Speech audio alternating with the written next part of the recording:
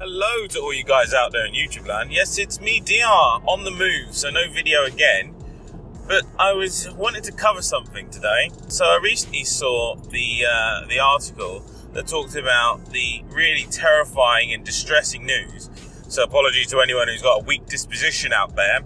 But the news that Facebook Live was used to broadcast the murder of a young girl and the suicide of her father. And when I heard this, it really distressed me. I was thinking, it's just insane that people would think in that way. And it kind of led me to think about YouTube and the inherent issues or challenges with a live streaming platform. People are now obviously, everyone wants something to blame. So people are now saying, Facebook, what are you going to do about this? I don't know if, and something else that has come out is that there were potential discussions that happened within the Facebook community when this platform was first launched to talk about, will this happen and potentially mitigate the risk then. But I'm not entirely sure what an organisation, when you create a live streaming version of your platform, can do about this type of event. I mean, I'm curious as to know what you guys out there think. I mean, my first thought when I heard this news was terrible. My God, you should be able to ban it. And people are actually talking about how long it stayed up live. How long was it available? And I'm guessing, platforms like, for example, YouTube with its live streaming area will have the similar issues. When something like this gets put on the platform, how long will it stay live for? I mean, I don't necessarily know what you can do about the content itself. I mean, how can you create an algorithm to manage a live stream? It'd be quite to review it while it's going up would be quite difficult. And then what's the difference between performed events and actual events?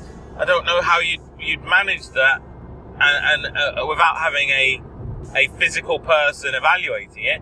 And they're already, that resource, especially when you think of a content space like YouTube, doesn't exist. I mean, I don't even know how Facebook monitor live stream. I don't think they potentially do. So what would you put in place? How would you monitor after the event? But there's also a degree of what happens when it's posted. So I believe that this content stayed on Facebook servers, being live and available to people for at least 24 hours before it was taken down.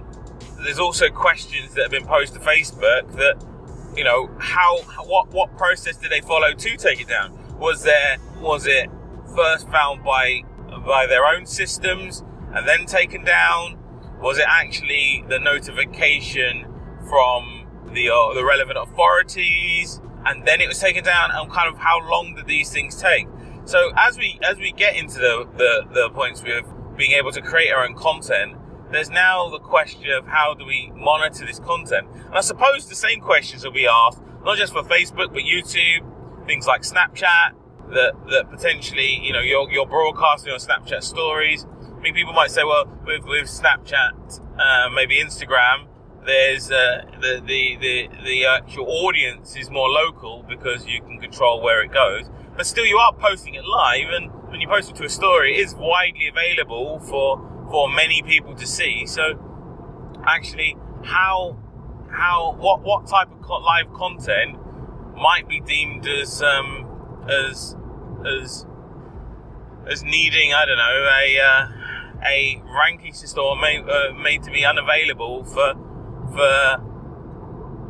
certain audiences.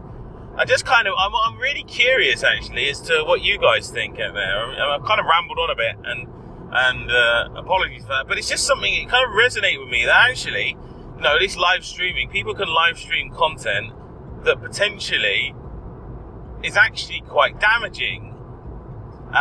And we know this has happened on Facebook before. There's the amount of content. I mean, if you dream it, it's on Facebook somewhere, on YouTube somewhere. but then the Facebook have a similar issue. And now I think it's becoming more apparent with things like fake news that having an area that you say to the content creators, you almost have kind of free reign, creates a space for things like this. Platforms such as Wikipedia have had to answer these questions, and that's why they've had to go towards a model which involves interested parties reviewing content, because there needs to be some degree of oversight that happens. But when say, with YouTube, you're uploading something like a minute of 8 minutes of content or something like that, or a second, how do you administer that? And this is kind of ties into what's happened on YouTube with advertisers. Advertisers are now saying, well, we want to make sure that our content is on or our advertising on the content that we approve. And it's kind of putting into question what type of algorithm are used. There's a whole piece of is it content driven or is it observer driven? So are the algorithms looking at the content and saying I'll go on the right, or is it looking at the behavior of the individual? There's lots of questions, and I think now it's becoming more apparent that people haven't really asked these questions, or if they have, we haven't paid attention to it. And now advertisers, where the purse strings are coming from, are starting to say, hey, what's going on? And so, is it possible that Facebook will be having advertisers' content on Facebook live streams that potentially have content like we've heard about now? Someone live streams something and it's actually abhorrent, and are Facebook looking? It's because advertisers are saying, well, what happens if my content is posted on this stuff? And what happens if actually, to differentiate that type of content between live stream reality and live stream parody? It's real. We've really opened a can of worms here, and Pandora's box is well and truly wide open.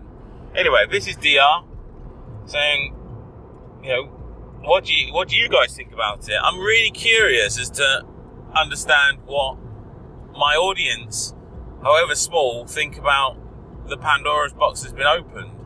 So, in a synopsis, what do we do about live streaming? Does it need regulation? Does it need some kind of oversight? Do